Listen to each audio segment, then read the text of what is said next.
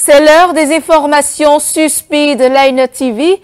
Mesdames et messieurs, bonsoir et bienvenue dans ce journal.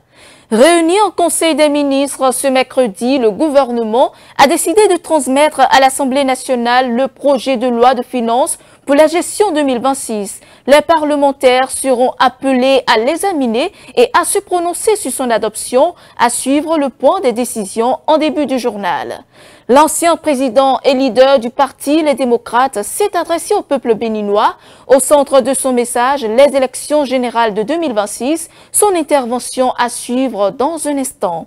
Et puis, sur le plan international, le Ghana a donné son accord pour accueillir sur son territoire des ressortissants ouest-africains expulsés des États-Unis. C'est ce mercredi que le président John Mahama a fait cette annonce.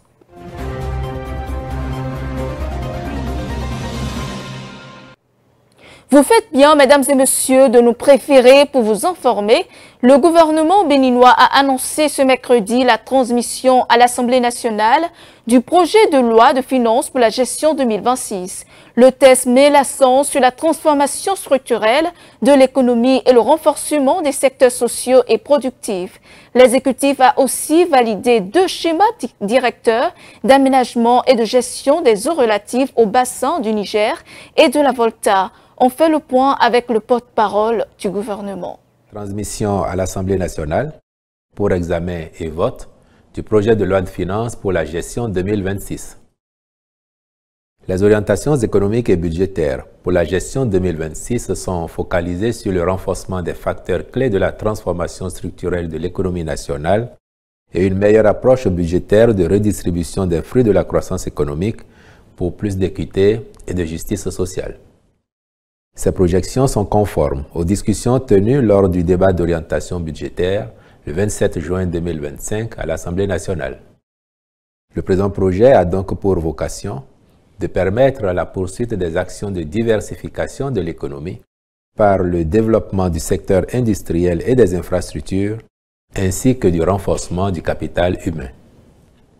Il postule un taux de croissance économique qui s'établirait à 7,5%, tiré notamment par un secteur agricole dynamique dont l'activité resterait robuste grâce aux initiatives de soutien à la mécanisation agricole, l'accès aux intrants agricoles et aux conseils agricoles, la maîtrise de l'eau pour des fins agricoles et pastorales, l'augmentation de l'activité industrielle, l'accroissement du trafic au port de Cotonou et des actions de promotion touristique.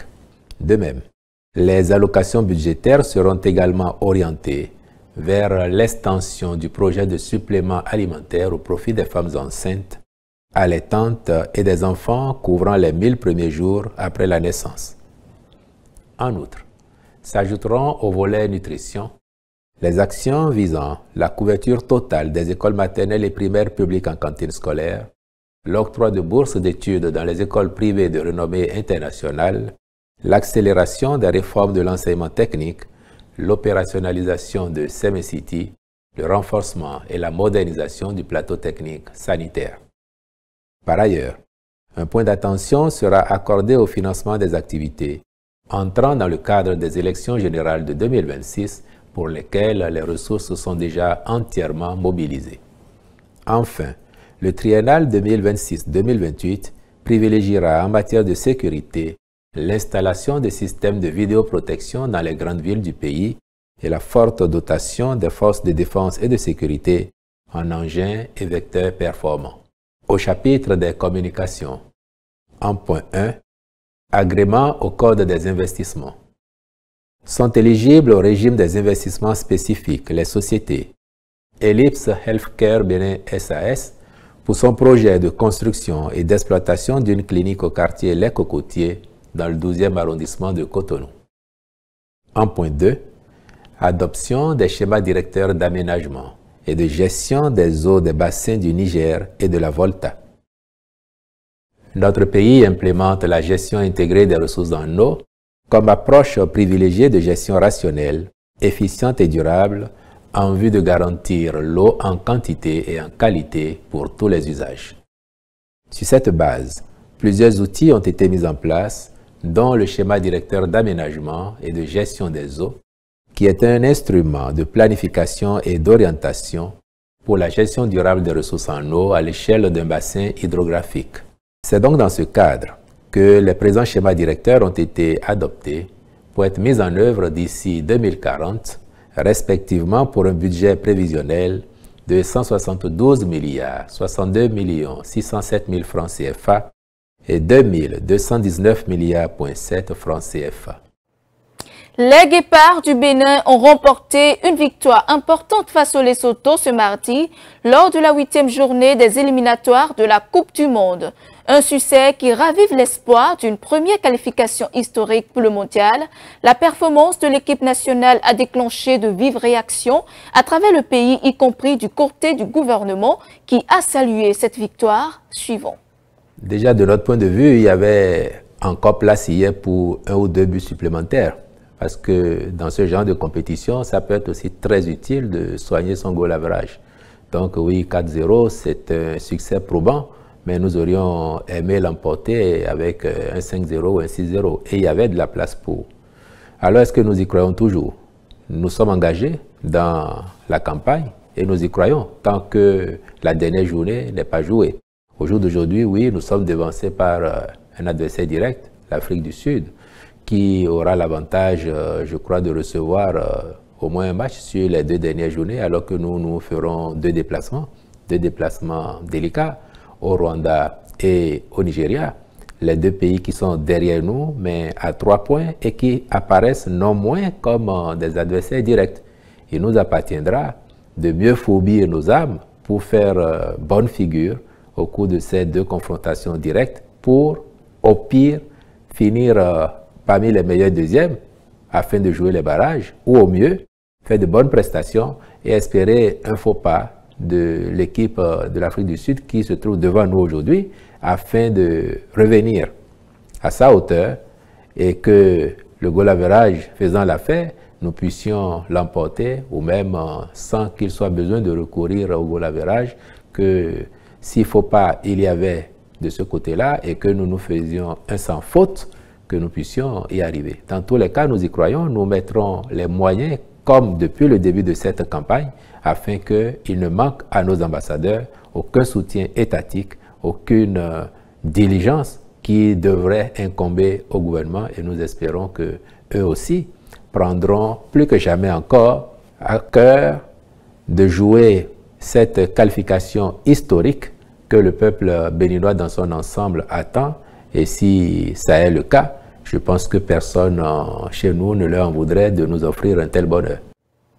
Depuis Parakou, par le biais d'une vidéo diffusée ce jeudi, l'ancien président de la République et actuel président du parti Les Démocrates, Boni Yayi, s'est adressé aux députés de sa formation et au peuple béninois. Au cœur de son intervention, les élections générales de 2026, suivant un extrait de ses propos. Et je voudrais profiter de cette occasion pour rendre un grand hommage aux députés. Je voudrais vraiment leur rendre hommage. J'ai préféré le faire dans la cité de Kouboro. Je crois que vous ne serez pas surpris pour le choix et le moment. Disons, des félicitations que je formule, que je présente à ces députés, les 28 députés. Vous savez de quoi je parle. À un moment donné, la nation tout entière était suspendue au lèvres de ce qui se passerait ce jour du 2 septembre 2025 en ce qui concerne le processus de parrainage. Donc à ce jour-là où la Sénat a ouvert sa plateforme pour la délivrance de ces parrainages, nos députés, vous le savez, je ne vais pas donner les détails, se sont rendus dans une dynamique unitaire. Vous les avez vus dans un bus. Vous voyez l'esprit républicain qui les anime.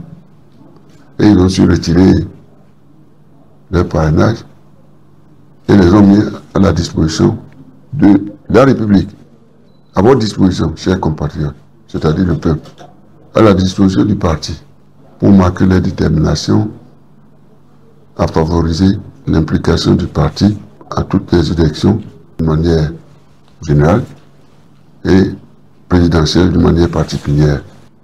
Nous devrions partager avec vous ce risque qui pèse encore sur nos députés. Parce que l'environnement n'est pas si stable, n'est pas si sécurisé, n'est pas si rassurant. Partout, c'est le justement de déstabilisation du parti. Il n'en prend pour preuve que ce qui est arrivé à un haut responsable du parti, un de nos vice-présidents, un grand homme d'État, très agréable, qui naturellement a connu son aventure. On lui a proposé, dans un premier temps, de ne pas déposer son parrainage, et dans un deuxième temps, de démissionner de ses fonctions parlementaires et de se faire remplacer par sa suppléante. C'est une forme. Les dispositions étaient prises pour ce faire. Mais, même par l'esprit républicain, si le responsable est revenu et a estimé qu'il ne pouvait pas assumer cette responsabilité, c'est-à-dire qui conduirait à la mise en difficulté, j'allais dire, de la République. Après, naturellement, cette mise à disposition des parrainages, je pense que c'était la première épreuve ou la plus importante pour nous. Les autres, Dieu tout-puissant nous aidera pour traverser ces épreuves. Donc, mes chers compatriotes, aidez-nous pour que le processus électoral puisse arriver à terme. Ensemble, nous sommes plus forts. Mais je ne terminerai pas sans vous rappeler que mon devoir, c'est de toujours vous rassurer. Je lui ai dit à mes chers parents de Porte-Nouveau, et d'ailleurs donc à tout le peuple, que moi, mon souhait est que le Bénin puisse poursuivre toujours son expérience de stabilité constitutionnelle. Et dans le reste de l'actualité, les fidèles de la chapelle constitutionnelle du Christ CCC ont renouvelé leur relation envers l'Éternel des armées. C'était à l'occasion d'un programme spécial organisé du 1er au 9 septembre 2025 sur le site de l'église Akbaou. L'événement a réuni des centaines de fidèles venus de différentes villes du Bénin et de la sous-région. Romaric Dossa et Pierre Akakbo pour le reportage.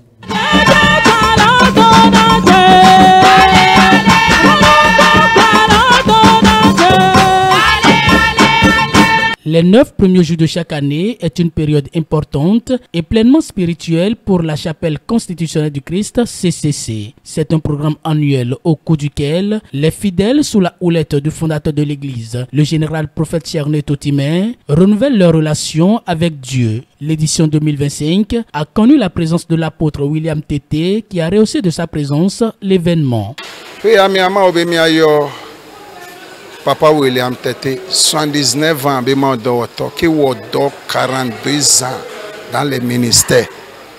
Il va y aller, il va nommer un domaine, il va y aller, il est content. Il va y aller, il m'a expliqué que c'est Dieu de l'alliance. Mais maintenant, Dieu d'oku sans alliance. Dispensation, c'est toi, pata.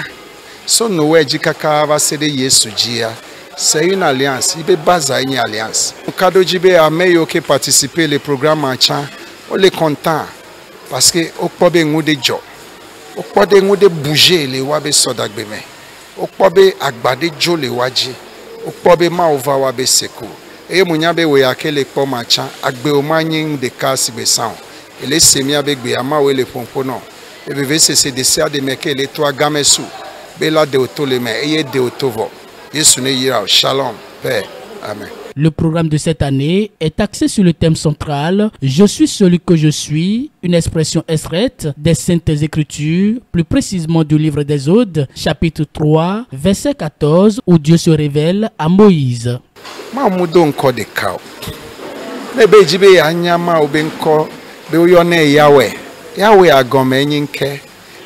Jehovah Raphaël. Oyone Jehovah Nisi. Résumé à kwenye be ibe nkwenye ameke wo elaglo be nyi. Ebe ma wa enyi mi abe doyo laila yodona. Ebe ma u gan be nyi elanyi ma u gan na.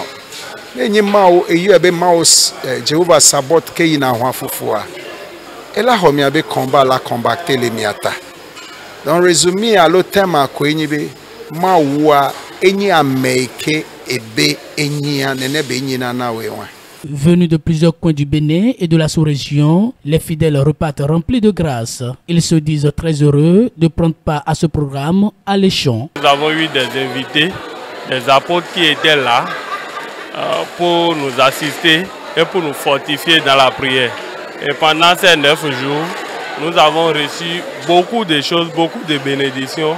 Il y a eu beaucoup de témoignages. Dieu s'est manifesté. Et nous remercions Dieu et gloire à son nom. Je remercie l'Éternel Dieu qui a préparé notre papa, qui a instauré ce jour 9-9, qui est un jour date prophétique, qu'on a l'habitude de renouveler notre alliance avec Dieu chaque année. Donc durant ce programme, j'ai gagné beaucoup de choses et la bénédiction était abondante. Je remercie l'Éternel Dieu.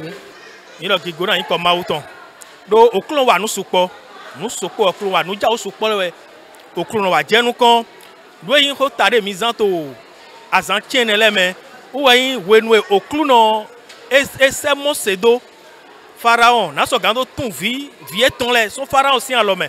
Hode et donna Mosé. Donc Mosé d'homme, ni mi jedon, mais nous est minando. Et donna Mosé d'homme, ni jedon ni donna pharaon d'homme, mais de nyewe. Où est ce mido? Donc ma ouai me de no tout kaname. Ouai me de no heme jajiro koko. Ouai me de no susu dasiname. Me de no hule megan. Ma ou do kono akawe. Donc, to azantienele même, mi se clon, support, au clon so wan, support et tout me les doté. Donc, Gigwana ni quoi Relation renouvelée avec l'Éternel des armées, nouvelle vie en Jésus-Christ. La prochaine édition s'annonce plus époustouflante avec une effusion du Saint-Esprit sans pareil. Dans l'actualité internationale à présent au Niger, les attaques menées par le groupe État islamique du Sahel contre les civils dans la région de Tillabéri se sont intensifiées au cours des derniers mois. C'est la conclusion d'un rapport publié ce mercredi par Human Rights Watch. Selon l'ONG, le groupe a exécuté 127 personnes dans les 5 attaques qu'elle a pu documenter et qui se sont produites entre mars et juin cette année. Le reportage. Au Niger, l'État islamique au Sahel a sommairement exécuté plus de 127 villageois et des fidèles musulmans lors de 5 attaques distinctes dans la région de Tillabéri. C'est un rapport de Human Rights Watch qui a révélé les faits mercredi, indiquant que le groupe djihadiste a intensifié ses assauts dans l'ouest du pays depuis le mois de mars dernier. Selon Human Rights Watch, ces attaques constituent des violations du droit international humanitaire et sont manifestement des crimes de guerre. Chemin faisant, les groupes terroristes ont incendié et pillé des dizaines de maisons, selon l'ONG, qui cite des témoins déclarant que l'armée nigérienne n'avait pas réagi de manière adéquate aux avertissements d'attaque. Et l'Organisation des droits de l'homme ajoute que les forces nigériennes ont ignoré les demandes de protection des villageois. La junte au pouvoir à Niamey, issue d'un coup d'État en 2023, avait justifié son putsch par l'insécurité persistante au Niger. Toutefois, des données compilées avant le putsch montraient une amélioration relative de la situation grâce aux opérations menées sur le terrain avec le soutien des forces françaises et américaines, selon Human Rights Watch. Au Ghana, le président ghanéen John Mahama a confirmé ce mercredi que son pays avait accepté sur demande de Washington d'accueillir des ressortissants originaires d'Afrique de l'Ouest expulsés des États-Unis. Cette décision place Accra en position de pays tiers dans la stratégie migratoire de l'administration Trump qui multiplie les expulsions vers des nations africaines faute d'accord avec les pays d'origine. Le reportage. Le Ghana a officiellement accepté d'accueillir des ressortissants ouest-africains expulsés des États-Unis. Jeudi, le président ghanéen John Dramani Mahama a annoncé que 14 d'entre eux étaient déjà arrivés dans le pays. Le président a précisé que le gouvernement ghanéen facilitera leur retour dans leur nation d'origine. Parmi eux, des Nigérians et un Gambien. Dramani a souligné que le Ghana n'a pas fixé de limite au nombre d'expulsés qu'il pourrait accueillir. Cette décision intervient dans le cadre de la politique de l'administration Trump qui multiplie les expulsions vers des pays tiers. Depuis plusieurs mois, les États-Unis expulsent des migrants vers l'Eswatini, le Soudan du Sud et d'autres pays africains. En août, le Rwanda a accueilli 7 migrants expulsés suite à un accord bilatéral. En juillet, Donald Trump a rencontré plusieurs chefs d'État africains pour encourager leur participation à cette déportation. Au moins 89 personnes ont été tuées ce mardi dans l'est de la République démocratique du Congo au cours de 2 attaques simultanées menées par des rebelles ADF et visant principalement des civils. Ces attaques ont été perpétrées par 2 groupes des forces démocratiques alliées qui ont prêté allégeance au groupe État islamique et ont été conduites dans 2 villages de la province du Nord Kivu. Suivons. Des volontaires de la Croix-Rouge mettent en bière les corps sans vie des victimes de l'attaque contre la localité de Nyoto dans le Nord Kivu en RDC lundi. Au total, 71 personnes ont perdu la vie dans ce massacre selon le bilan officiel publié mardi soir. Alors que le lendemain, une attaque à Beni a fait au moins 18 morts. Les maisons incendiées témoignent de l'ampleur des violences. Les rescapés racontent l'horreur de cette nuit infernale.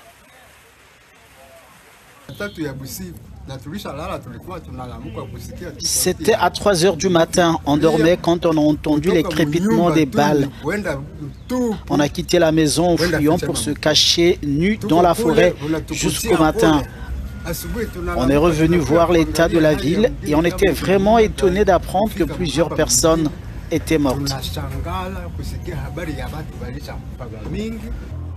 Véhicules incendiés et des corps sans vie jonchaient encore le sol mercredi. Les habitants étaient sous le choc alors qu'ils découvraient l'ampleur des dégâts de l'attaque attribuée aux rebelles ougandais des ADF. Le village de Nyoto abrite une position de l'armée congolaise, mais des organisations de la société civile réclament plus de protection.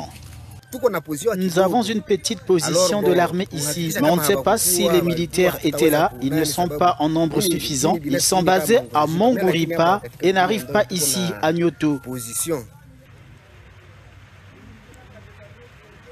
L'armée congolaise a déployé des renforts dans une tentative de rassurer une population traumatisée.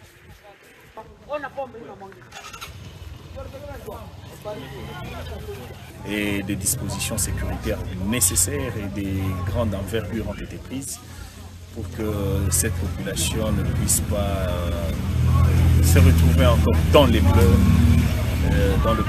dans cette désolation sans raison. Le gouvernement congolais exprime sa profonde compassion aux familles des victimes et salue le courage des rescapés. Dans un communiqué mercredi, les autorités congolaises ont promis de traduire les responsables de ces massacres devant la justice. Il était un visage emblématique de la jeunesse pro-Trump. L'influenceur conservateur américain Charlie Kirk a été tué ce mercredi alors qu'il participait à une réunion publique dans une université de l'Utah. Le président américain Donald Trump s'est exprimé suite au décès de Charlie Kirk. C'est après moi. Aux États-Unis, la Chambre des représentants a rendu hommage à Charlie Kirk par une minute de silence mercredi à Washington. Après la mort de l'influenceur pro-Trump, le président américain a aussitôt réagi.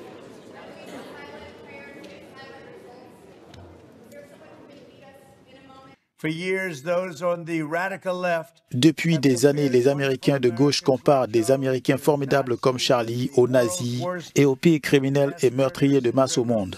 Ce genre de rhétorique est directement responsable du terrorisme que nous connaissons aujourd'hui dans notre pays et cela doit cesser immédiatement.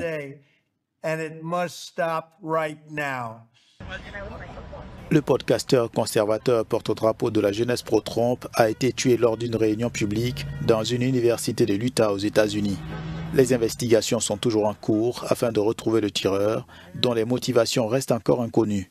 Charlie Kirk pilotait l'un des podcasts les plus écoutés du pays et organisait régulièrement des joutes oratoires sur les campus universitaires. La fusillade qui emporte la vie du jeune de 31 ans survient dans un contexte marqué par une recrudescence des attaques contre les personnalités politiques aux États-Unis, toutes tendances idéologiques confondues. Sur les réseaux sociaux, le président Donald Trump a ordonné que les drapeaux américains soient en berne jusqu'à dimanche à 18 h, heure de l'Est.